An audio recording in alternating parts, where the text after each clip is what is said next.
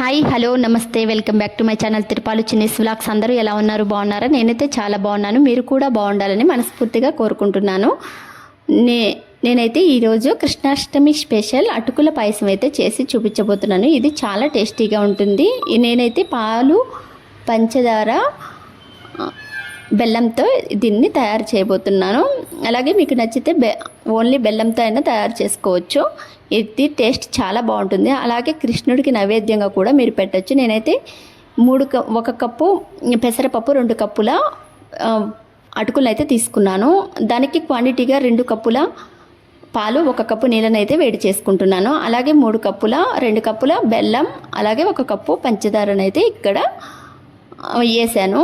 2 కప్పుల వాటర్ని అయితే యాడ్ చేసుకొని దీన్ని అయితే మరిగించుకోవాలి. ఇది పాకం రానవసరం లేదు.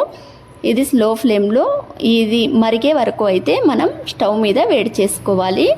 వేడి చేసుకొని పక్కనైతే ఉంచుకోవాలి. ఇది పాకం ఆరాలి. బాగా ఆరినప్పుడే మనకి ఈ పాయసానికి టేస్ట్ అనేది వస్తుంది. చూసారు కదా, ఇక్కడ మన బెల్లం, పంచదార అయితే కరిగిపోయింది. దీన్నైతే సైడ్కి అయితే తీసి పక్కన పెట్టుకోవాలి.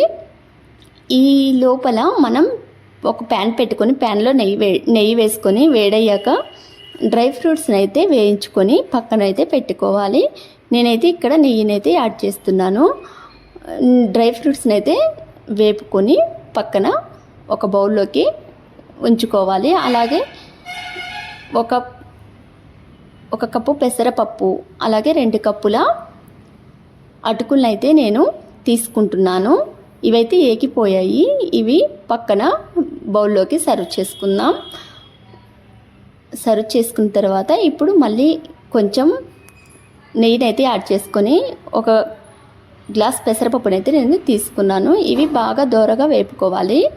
వేపుకున్న తర్వాత మనం అటుకులను అయితే యాడ్ చేసుకోవాలి. అటుకుల్ని యాడ్ చేసుకొని అవి కూడా 2 దోరగా ఏగే వరకు స్లో ఫ్లేమ్లో వేపుకోవాలి.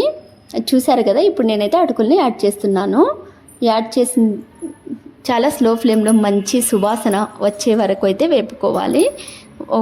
మంచి సువాసన వచ్చే వరకు అయితే వేపుకొని, చూసారు కదా, ఈ విధంగా వేగిపోయాయి. ఇవైతే పక్కనైతే పెట్టుకోవాలి. ఈలోగా మనం పాలు పెట్టాం కదా, అవైతే మరిగిపోయాయి. ఆ పాలలోకి అయితే వీటిని యాడ్ చేసుకోవాలి. చూసారు కదా, నేనైతే కొన్ని పాలు తీసి పక్కనైతే పెట్టుకున్నాను, తర్వాత యాడ్ చేద్దామని. ఈలోగా మనం వేయించి పెట్టుకున్న పెసరపప్పు, అలాగే అటుకులను అయితే యాడ్ చేసుకొని బాగా కలుపుతూ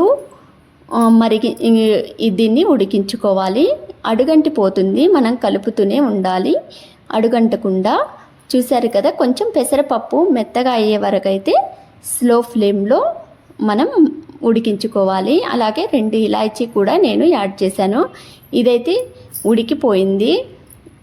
ఇప్పుడు దీనిని పక్కకైతే దింపుకొని మనం కరగబెట్టుకున్న పాకాన్ని అయితే దీంట్లో యాడ్ చేసుకోవాలి.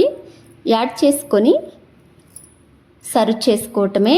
దీని టేస్ట్ అయితే చాలా బాగుంటుంది. మీరు ఎప్పుడైనా ట్రై చేశారా? ట్రై చేయకపోతే మీరు ట్రై చేయండి. ఈ రెసిపీ ఎలా వచ్చిందో కామెంట్ చేయండి. అలాగే వీడియో కనుక నచ్చితే లైక్ చేయండి, షేర్ చేయండి,